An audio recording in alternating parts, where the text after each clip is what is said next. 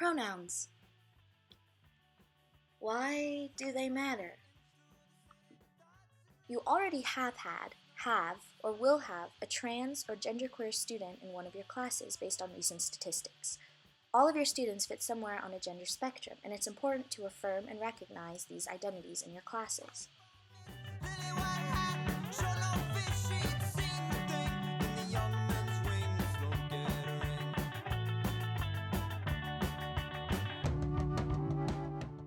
So they is grammatically correct. Another important thing to note is that in English we have honorifics, and we do have a gender-neutral honorific, mix.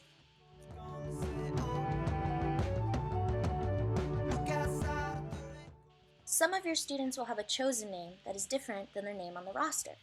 To understand why chosen names are important, think of a man named Tim. Someone is always getting his name wrong and calling him Jeff, and we all know how irritating it is to have your name mixed up. Now, imagine how irritating it would be if instead Tim was referred to as Tina. It's just disrespectful.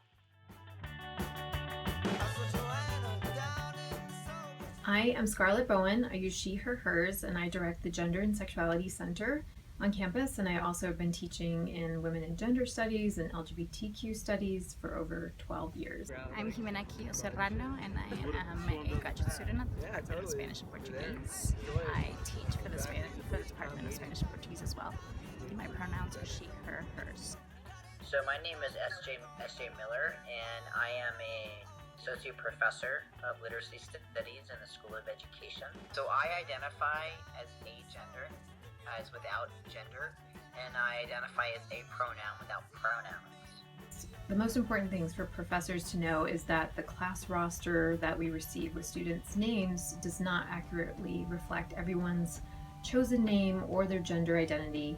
That is a lengthy process for a student to change in our system, and so it's important for us to have other ways of collecting attendance information. I ask all of my students to write down their names and their desired pronoun used for the class. One of the first things I do is when I introduce myself to the class, I share my pronouns, and I also bring in this handout that educates people about a variety of other pronouns that students might use. And then the second thing I do is I actually have students introduce each other, which requires them to speak about a person next to them in third person. Because there are a lot of students that are just kind of figuring out their identities, and I don't want to put them on the spot. So this slip of paper says, what is your assigned name and your chosen name? What is your assigned gender and your chosen gender or agender? What are your assigned pronouns or your chosen or a pronouns? And then I'd say to them, do you want me to refer to you in any of these ways publicly? Or would you prefer me to do this on paper when we dialogue? I think the results have been that a couple of things. One is that the class as a whole is more aware of gender diversity in the classroom, especially for trans and gender nonconforming students. It helps them feel a lot safer in the classroom. So when a teacher doesn't talk about those identities, it becomes what I call identity erasure, or trans erasure, or gender erasure. I started changing probably around 6 years ago, and mostly it came from listening to students. Teachers know that they have to name and enumerate these identities.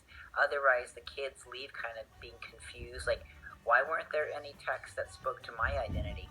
Why did we only speak to certain people's identities? Why don't I matter? Where is my history? Have your students fill out an index card with their preferred name and preferred pronouns, or check their name off on the roster. And to make everyone feel safe, just use the singular they so you're not misgendering anyone. Another good habit to practice is avoiding gendered pronouns in general, or simply using the names of your students in place of pronoun. And if you have bigger class sizes, emailing about pronouns before a class is always the best choice. We recognize gender identity and gender expression as protected classes. It's also about university compliance.